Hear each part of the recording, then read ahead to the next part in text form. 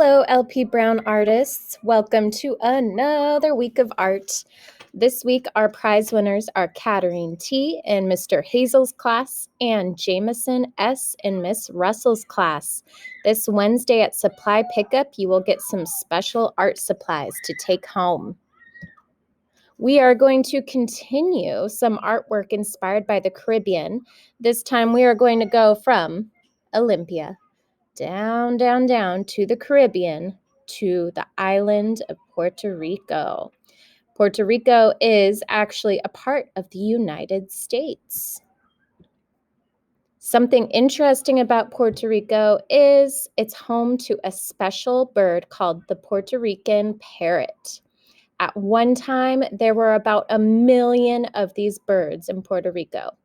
And so many that when people would visit the island, they would look up in the sky and it would be filled with parrots. Unfortunately, as the habitat changed, as people cut down the trees, the birds did not make it. And so by the late 1960s, less than 24 of these birds were left in the entire world. The Puerto Rican parrot recovery plan was created to save these birds, and it's still in effect today. There still aren't many of them living in the wild, but they're working hard to bring them back. In your Schoology art folder, I shared a read aloud of this book, Parrots over Puerto Rico, which shares the story of the Puerto Rican parrot. So you can listen to that story. You'll notice the illustrations are really cool. It's made from cutout paper. So if you're up to that challenge, you can grab some green and blue paper and try to create that fringe texture, the fluffy texture to make your parrot today. Another video I attached is a video about the recovery plan for the parrots, and you can see them in real life. Maybe draw what you're seeing as you watch the video to get some inspiration for today's project. Here is a photograph of a Puerto Rican parrot. Pay attention to the shape, the colors. They're mostly bright green with that speck of red and the white around its eyes and the blue in its feathers. So grab a piece of paper, and I'm going to use a Sharpie and watercolors, but you use whatever you have handy.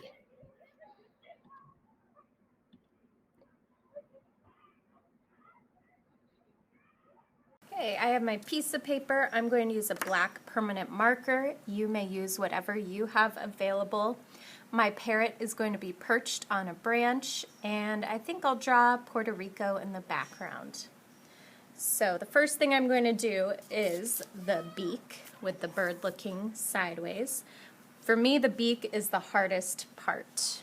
So here I go. I'm going to curve it around, and it kind of goes to a point there.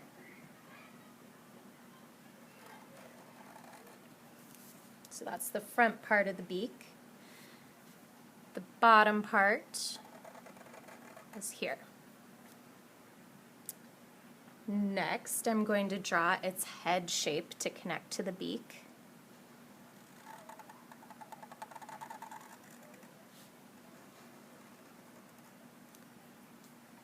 So that's the forehead and the neck. Draw the little nostril hole there. And now it's time for the top of the head. They have kind of flat tops of their heads. And the eye. Okay, I'm going to look at a real Puerto Rican parrot for inspiration. It has the white around its eye here.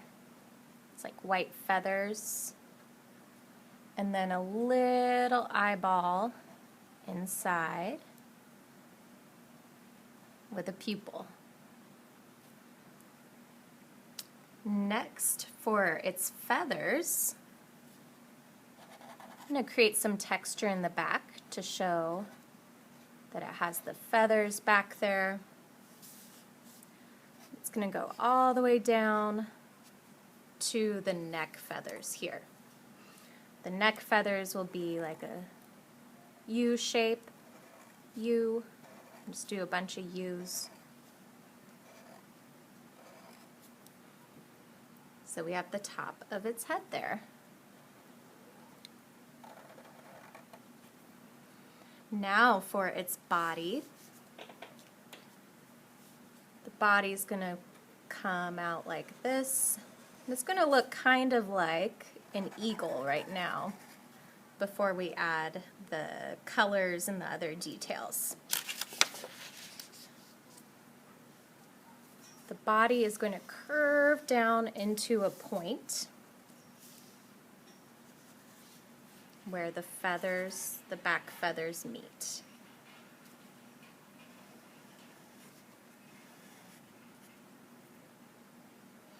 Now down the middle of the back, to show that there's two different wings going on here, I'm going to start in the middle and draw some lines to give it the texture of feathers.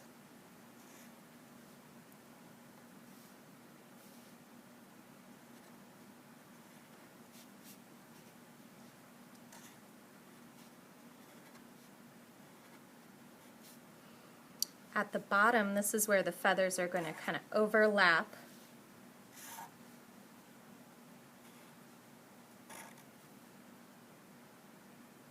And I'll draw some lines here.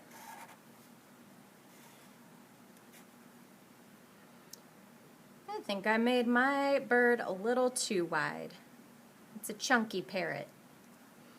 Now, to give it some texture, just draw some U shapes to show that there are feathers in there.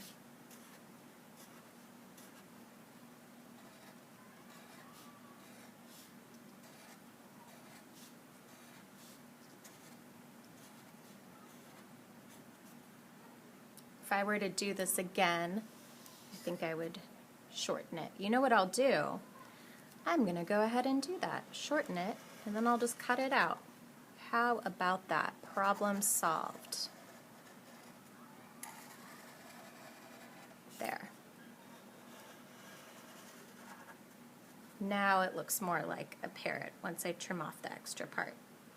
The tail feathers are long, so I'll draw some tail feathers curling down to a point.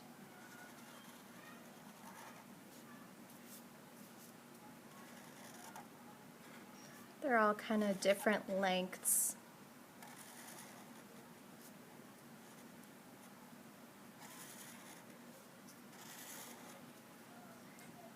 My bird is perched on a branch. And you know what I'll do? First, I'll cut out my bird. Since I did not like the way it turned out, you might be doing the same if you did the same thing. I'll cut out the bird. Alright, I cut out my parrot and it looks so much better. I found this paper that I had left over from another project and glued it on there. If you have plain white paper, that's fine too, but I thought this looked kind of like a sunny day in a jungle. Now, using a brown marker, I'm going to draw my bird perched on its branch.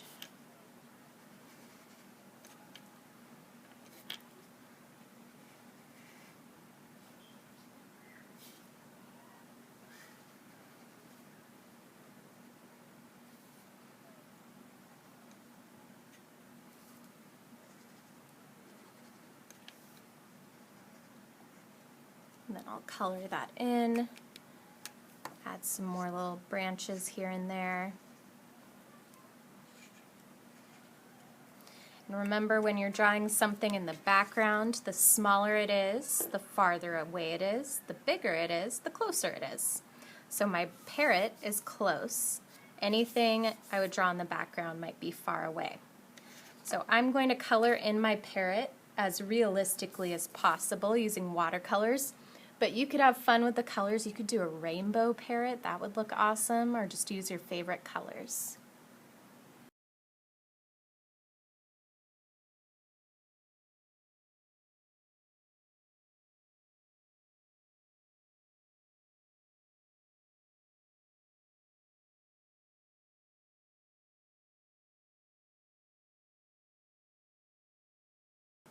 Here's my completed parrot. It's still a little wet, so you can't see the full colors, but I blended some blue, streaks of blue in with the green.